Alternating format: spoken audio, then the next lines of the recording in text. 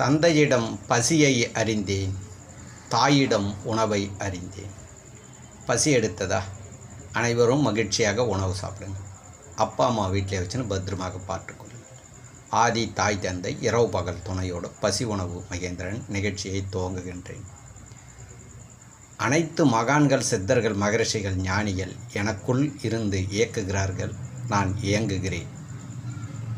அனைவருக்கும் பசி வணக்கம்.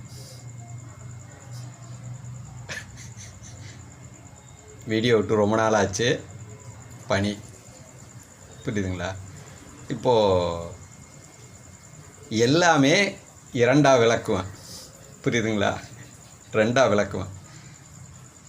ஷார்ட் வீடியோ ஒன்று வரும், பெரிய வீடியோ ஒன்று வரும், புரியுதுங்களா?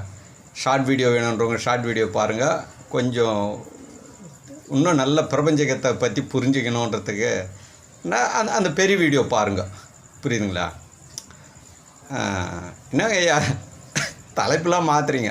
ஆமாம், ஒரு சிலர்லாம் என்னை பின்னாடி கேள்வி கேட்கக்கூடாதுன்னு இன்றைக்கே சொல்லிடுறேன். நீங்கள் ஒரே ஸ்டெடியாக பேச மாட்டேன்றீங்களே, மாறி மாறி பேசுகிறீங்களா? ஆமாங்க, நான் 1வது படிப்பேன், அடுத்து நான் 2வது படித்தேன்னா 2வது தான் பேசுவேன், 1வதே பேசின்னு இருக்க மாட்டேன்.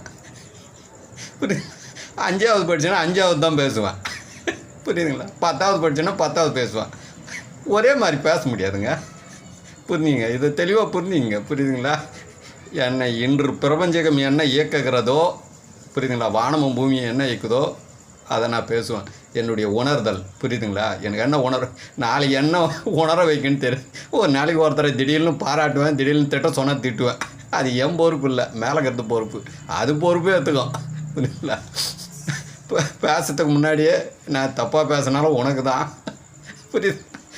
நான் நல்லதாக பேசினாலும் உனக்கு தான், நீயே பார்த்து ஏக்க பிரபஞ்சகமே பூமி தாயேன்னு சொல்லிடுறேன், புரியுதுங்களா? சரி, அதனால் இப்போது தலைப்புகள் இதுக்கு மேலே வரும். எல்லா மகான்களும் எனக்குள் எப்படி இருந்து இயக்குகிறார்கள் என்றால், பசியும் உணவுமாக எனக்குள் வாழ்கிறார்கள். என்னுடைய உடல் என்பது எத்தனை கோடி ஆண்டுகளுக்கு முன்னாடி மகான்கள், சித்தர்கள் இருந்தாங்களே, அவங்க எங்கே கலந்தாங்கன்னா பசியில் கலந்தார்கள், புரியுதுங்களா? பிரபஞ்சத்தில் அதுவே என்னுடைய உடலாக மாறுகிறது, புரியுதுங்களா? இப்போ என்னை அடுத்து நானும் பிரபஞ்சகத்தில் கலப்பேன், அடுத்த நிறைய பேர்கள் பிறப்பார்கள். அதனால் நம்மளுடைய முன்னோர்கள் எல்லாம் நம்ம உடலுக்குள் பசியும் உணவுமாக இருக்கிறார்கள். ஆழ்ந்து சிந்திங்கள், 2 வீடியோ வரும், புரியுதுங்களா? அனைவருக்கும் பசி வணக்கம்.